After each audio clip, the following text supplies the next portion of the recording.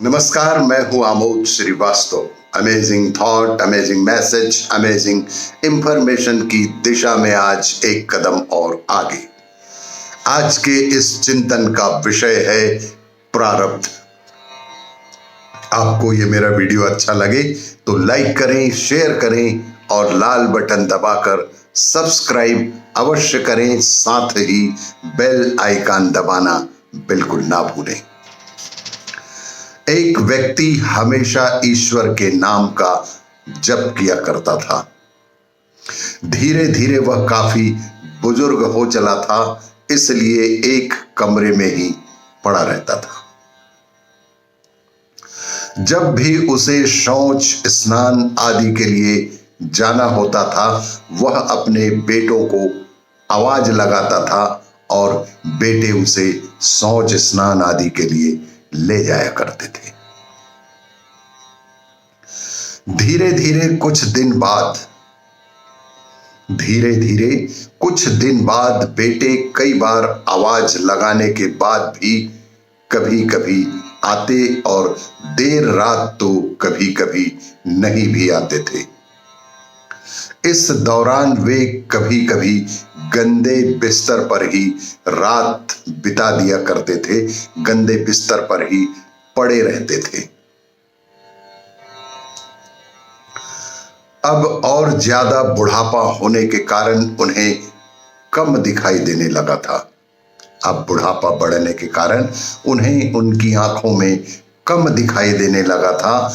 एक दिन रात को निवृत्त होने के लिए जैसे ही उन्होंने आवाज लगाई, तुरंत एक लड़का आता है और बड़े ही कोमल स्पर्श के साथ उनको निवृत्त करवाकर बिस्तर पर लेटा जाता है।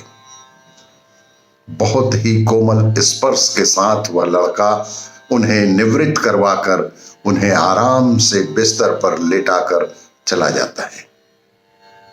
अब ये रोज का नियम हो चला था कि एक ही आवाज में वह लड़का उपस्थित हो जाता था और उन्हें निवृत्त कराकर पुनः गायब हो जाता था।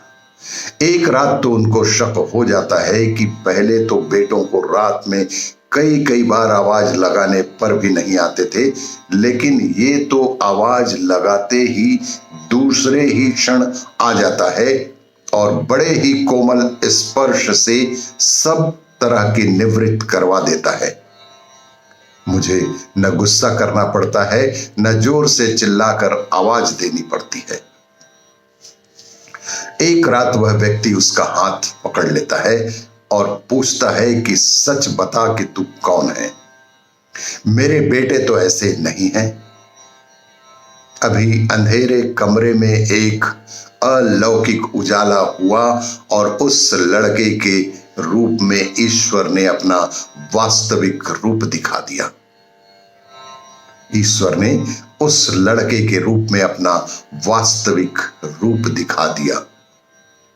वह व्यक्ति रोते हुए कहता है कि हे प्रभु, आप स्वयं मेरे निवृत्ति के कार्य कर रहे हैं। यदि मुझसे इतने प्रसन्न हो तो मुझे इस हालात से मुक्ति ही क्यों नहीं दे देते? तब प्रभु कहते हैं कि जो आप भुगत रहे हैं वो आपके प्रारब्ध हैं। प्रभु ने स्पष्ट शब्दों में कहा कि जो आप भुगत रहे हैं वो आपके प्रारब्ध हैं। आप मेरे सच्चे साधक हैं, सच्चे भक्त हैं, हर समय मेरा नाम जप करते हैं, इसलिए मैं आपके प्रारब्ध भी आपकी सच्ची साधना के कारण स्वयं कटवा रहा हूं। व्यक्ति कहता है कि क्या मेरे प्रारब्ध आपकी कृपा से भी बड़े हैं? क्या आपकी कृपा मेरे प्रारब्ध नहीं काट सकती हैं? तब प्रभु कहते हैं कि मेरी कृपा सर्वोपरि है। तब प्रभु ने स्पष्ट रूप से कहा कि मेरी कृपा सर्वोपरि है, ये अवश्य आपके प्रारब्ध काट सकती है, लेकिन फिर अगले जन्म में आपको ये प्रारब्ध भुगतने हैं, फिर से आना होगा इस धरती पर। और यही कर्म नियम है। इसलिए आपके प्रारब्ध मैं स्वयं अपने हाथों से कटवाकर इस जन्म मरण से आपको मुक्ति देना चाहता हूं। ईश्वर कहते हैं प्रारब्ध 3 तरह के होते हैं।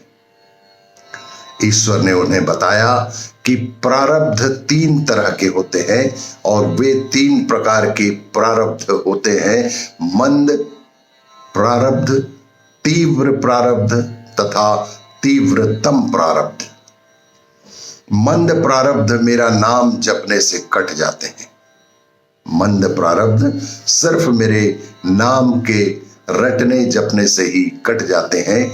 तीव्र प्रारब्ध किसी सच्चे संत का संग करके श्रद्धा और विश्वास से मेरा नाम जपने और जरूरतमंदों की सेवा करने से मध्यम गति के प्रारब्ध कट जाते हैं। पर तीव्रतम प्रारब्ध आपको भुगतने ही पड़ते हैं। लेकिन तीव्र प्रारब्ध आपको भुगतने ही होंगे, लेकिन जो हर समय श्रद्धा और विश्वास से मुझे जपते हैं, मुझे याद करते हैं, उनके प्रारब्ध मैं स्वयं साथ रहकर कटवाता हूं और उनके प्रारब्ध को मैं स्वयं साथ रहकर कटवाता हूं और तीव्रता का एहसास नहीं होने देता हूं। प्रारब्ध पहले रचा पीछे रचा शरीर, प्रारब्ध पहले रचा पीछे रचा शरीर, तुलसी चिंता क्यों करें जब हो मन में रघुबीर। आपको ये मेरा वीडियो अच्छा लगे तो लाइक करें, शेयर करें और सब्सक्राइब अवश्य करें। धन्यवाद।